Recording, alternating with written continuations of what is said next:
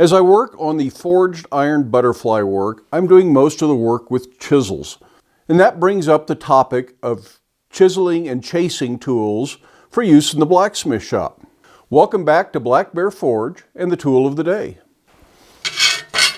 And no, I haven't posted any of this part of the project on there. We did a video making the chisels, but we haven't got to cutting it out yet because I'm still filming that. I haven't finished it yet.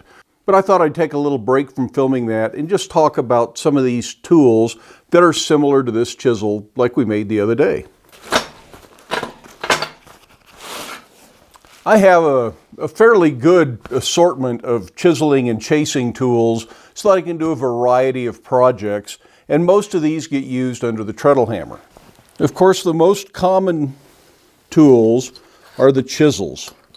And I have chisels in various sizes, various shapes of the edge. Some of them are curved, like the one we made the other day. Some of them are straight, but they come in different widths. Here's one that's got a curved edge and a straight edge, so I can use it for getting right into a corner while I'm doing some chasing work with it. And I have the same things in various widths in here. The next tool that is quite often used is a butcher. And of course, this is a butcher. We've looked at making butchers before. Unfortunately, these things aren't all put away in the best order, so I got to kind of hunt for them. And their butchers usually come in first pass and second pass butchers. Here's a matching set. You can see one of them is a little bit steeper through here than the other one is. So you use this one first to establish the line, and this one to push a bevel over. And we won't be using these on the butterfly project, but they're very common. It's kind of like leather working if you're familiar with leather working. These tools are used on this type of a project. This is a piece of 16 gauge that will be cut out, and the flower work will be done with it. So the first tool that you use, of course, is the chisel. And you have to go around all of the lines with a chisel. Regardless of what's going to happen with that line later, you start by chiseling that line. Now, if it's too tight a curve, you can use a skinnier chisel. I have very skinny chisels that go into these real tight curves. Or you can actually use curved chisels that will actually fit the curve. So that's got an edge cut in it. Hopefully you can see that. And I have curved chisels then that fit all of these different half-round cuts, and that makes it very easy to get very accurate results. But after that, that's where you come back through with the butcher tools, and you come back through with the first pass butcher and define where things are going to appear to overlap. And this pushes the background down, and the second pass butcher does a little bit better job. After you've done all that, you frequently then come back with various flat tools, fullers, tools that just help push the background down, flat set tools, all sorts of different shaped tools, and you make what you need when you need it, or you make a big set like this in anticipation of needing all these tools. And most of these have been used. They do get used fairly regularly. And I probably will not go into every single tool that is in this tool roll. There are ball tools in here. They say there are lots of different butchers in different widths. And of course the question comes up with why waste your time chiseling sheet metal when there are laser cutters, water jet cutters, plasma cutters. Some of this can be done on a bandsaw. Lots of different ways to cut sheet metal these days. Well, there are some good reasons for doing it. The first one is simply cost. This entire set of tools probably has less than $100 worth of tool steel in it. And you can't buy a plasma cutter to have in your own shop for $100, but these will cut hundreds of ornamental pieces like this. So that is one issue. If you just don't have that equipment, can't justify buying it, you can make these tools a little here and a little there and be able to do this kind of work without big fancy equipment. But it goes beyond that. There is a big difference in the appearance of a piece that has been cut and worked this way than one that has been water jet cut or laser cut or something like that. So let me see if I can show you a close-up of this and show you why it looks different as you progress through these different tools. And it does take time. This is not a fast process. If you need quick, fast, get it out the door, you're going to have to settle for cutting it some other way, and you're not going to get the same effect.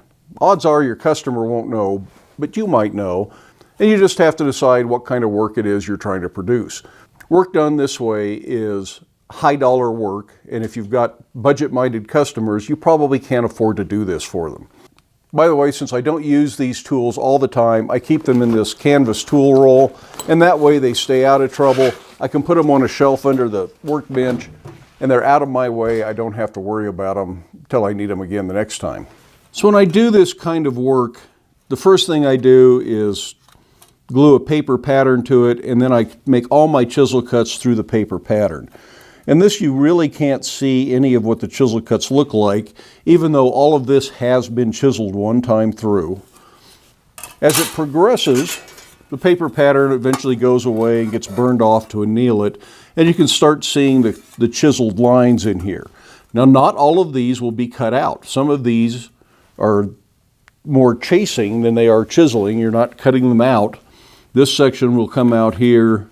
This section comes out, this section comes out, this stuff comes out. But the leaves and the flowers stay, and it overlaps the background. And there's no way to get this effect of the overlap by having that cut water jet or laser cut or something like that. Even if you do that to cut out the background, you still would have to come back and chase these lines in, chase the veins in the leaves, create the elements for the flower. But this is still very flat, very two-dimensional. Let's try and get a good angle there so you can really see it. But once you're all done, and this may take quite a few hours of work, you can see this starts to have some real life. These leaves are very three-dimensional. It's 16 gauge material, but the thickness right here now is over 1/4 of an inch thick from the front of the leaf to the back. And that's because of the effect of chiseling. When you chisel, when you make a chisel cut in a piece of sheet metal, that material has to go somewhere. It doesn't just cut through and waste material. There's no kerf taken out. The material is still there, so it bulges up on either side of the cut. And that eventually makes very three-dimensional, and as you go through pass after pass, you get higher and higher relief just from the chisel pushing the material sideways to get it away from the cut until it finally breaks through. And that's why all of this has this nice rounded appearance. It's all domed up next to the chisel cut. It pretty well creates a rounded stem for the flower without having to do anything else because the chisel is pushing that material up. And we're going to do some of this, and we'll show you a little bit more about why that all works that way. But for now, I'm just really introducing the tools, and I'm explaining what they're used for so you understand why the tools are an important thing in my shop. And like I say, this is not day in, day out work. This is the high-end work. This is stuff you really want to take your time with. It's probably not something you're going to do for projects you're taking to the craft fair or an art show or something like that, because most people aren't going to pay you several $100s for a panel that includes this kind of an element that you took the time to cut out. But it's still worth learning how to do in my book. This type of work is something I learned from Ernie Dorrell in a class I took at the John C. Campbell Folk School, and it was well worth learning how to do this. It is not part of my day in and day out type work, although I do use these tools for more than just this kind of work, and they come in handy for a lot of other things. Sometimes figure carving, sometimes you're just making a leaf and want to put a little more detail in it. And so the techniques transfer to more than one thing other than this sheet metal type work. The project that we made in that class was this candle sconce. And again, all of this work in here, the griffins, all of the vine work, the scrolls, all of this stuff, try and follow this backwards here. This is all cut out of 16 gauge sheet metal with chisels, and while you're cutting, you're also doing the chasing work, so you can do the eyes and the griffin's mouth and his mane up here. And all of this stuff is done slowly and very methodically with those chiseling and chasing tools. This rope border is a different piece, and we'll do a rope border like that one of these days. They're really pretty easy to do. And of course, regular forge work for the arm of the sconce and a little sheet metal piece. But the chiseling and chasing tools, and most of it done under the treadle hammer, is what does all of this work here. And you cannot get that three-dimensional effect by having this laser cut or water jet cut. You can cut the same pattern out, but it absolutely will not ever look the same.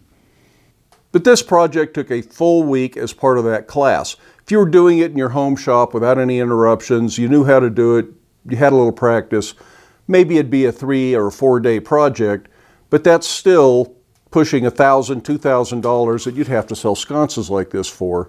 Nobody's ever going to pay me for that. So I'm not recommending you go out and learn this because you're going to make big money making stuff, but it still is a technique I think is worth knowing, and it's something that just enhances your skill level to be able to learn to use tools like that. I realize I've gotten a little off the tool subject and more into the process on this one, but I think that's important to understand why those tools are important and how you use those tools to understand what you make with those tools.